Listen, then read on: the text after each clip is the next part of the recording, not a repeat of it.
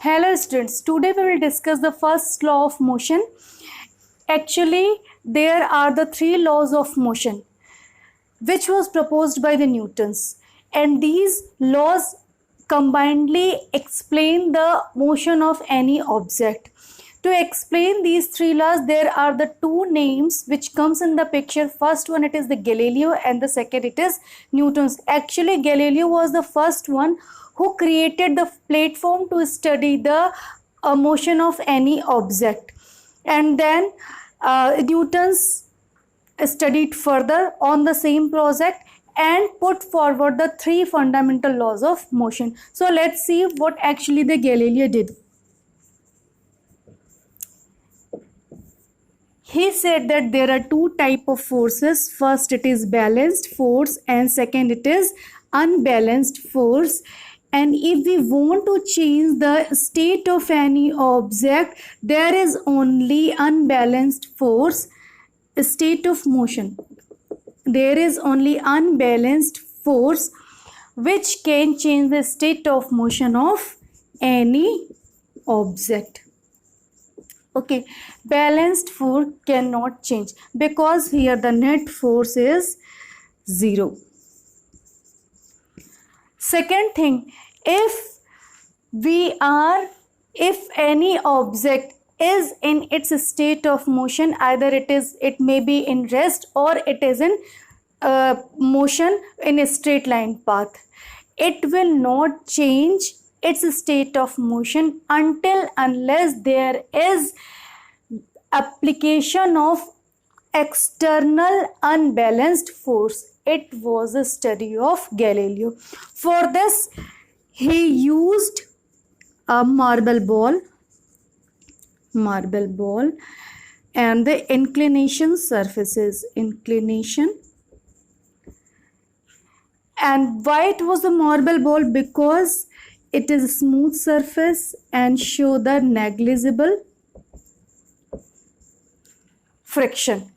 So what actually he did, at first he just used this inclination surface and throw the ball and drop the ball from here.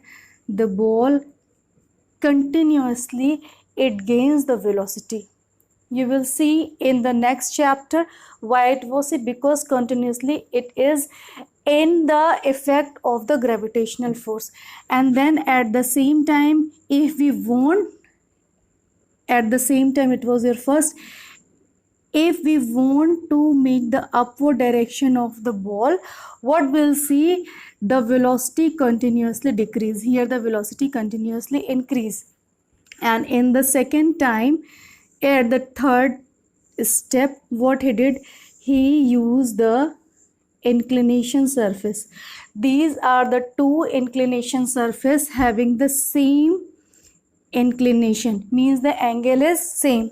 What he did, he dropped the ball from here, and what he did, he saw or observed that the ball reached the same height on the second surface. If it is your A, then and it is B, if we are dropping from here, and the ball will gain this height. And in the next phase, if the inclination reduced, then what actually happen, the ball will attain or will cover that distance so that it will cover the height. Means if we are dividing or reducing the inclination in this way, then the ball will cover more distance so that it will that distance will be equivalent to this height. And if finally this B inclination becomes zero inclination, what does it mean?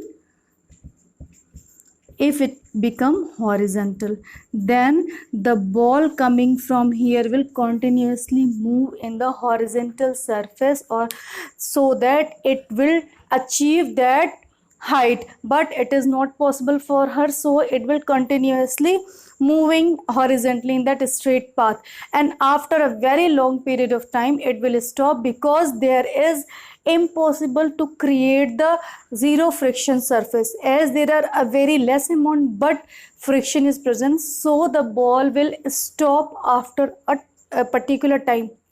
But actually, if there was zero friction surface, then ball will continuously move in a straight line path without stopping. Okay, so it was the Galileo's experiment and observation. Then the next scientist, Newton's, who studied the same thing and concluded the three laws. The first law of motion. Okay, so let's see what actually the Newton's did and formulated.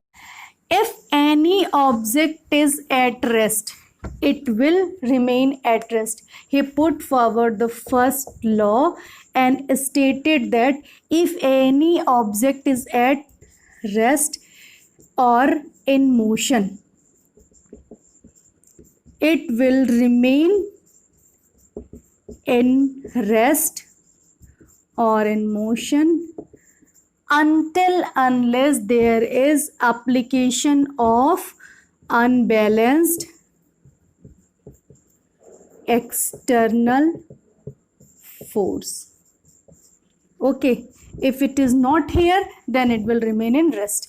Means if we want to change the state of motion of any object, we need to apply the external unbalanced force. Okay, then someone came to him and asked why.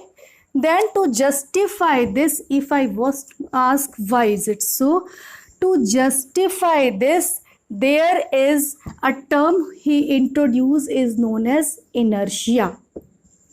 What does this inertia says? It is the tendency of any object to resist the change in its state of motion. Means if it is in rest and we want to make it in motion, we have to apply a particular or some quantity of force on it. Means it is resisting to change its state. What is it? Is the tendency of any object to change in its state of motion. This state of motion can be rest or in motion. Okay, so then someone asked, then what are the factors on which this inertia depends, or how will we measure the inertia? For this he explained that mass is a factor. Means the inertia is totally depends upon the mass of the object. If mass is more, then inertia will be more. Okay, means it is directly proportional to the mass. If you have to shift any object which is of higher mass, suppose it is of 50 kg, and the second object it is of 5 kg, then which one, and both are in rest, then which one you will feel the less force application to make it in motion? Obviously this one. Okay, means here the inertia is less and you need the less force. So you can see it is directly proportional to the force, application of force, actually application of force on the object. If mass is more, then inertia will be more, and if you want to change its state of motion, you need to apply the more force. Okay, it was the first thing related with the inertia, how we can measure. Then the second thing, so the second thing which comes in the picture is that as the inertia, we had discussed inertia, how it depends upon the mass. Now, as I had told you, tendency to resist the change in state of motion. Okay, for this there are so many applications in our daily life by which we can feel this inertia. Let's take some common example.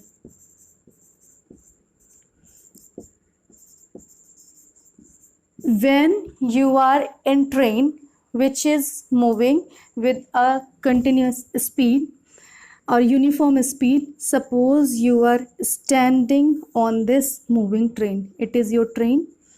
Okay, your feet are in contact with this train, so, and your whole body, because it is attached with train, it is in state of motion. Okay, if suddenly the train applies brake, this train will stop suddenly, and this your feet which in contact with this train, your body is in a state of motion, and your body will resist the change in the state of motion, means it will try to resist the change. It is in motion, it will try to be in motion, but due to brakes it have to stop. So as there is the resistance, so it will, you will just fall in forward direction. Okay, in same way you have seen at your home in the winter season what we used to do, if there is blanket full of dust, we just do like this, and what happens, the dust particle just thrown away and your blanket or anything or bed sheet become clean. Why is it so? It is your blanket, there are so many dust particle. Okay, these dust particle in rest position, means it is in a state of rest, but when we just give this type of shock to this blanket, what happen, this have to be in motion, but it will try to resist it.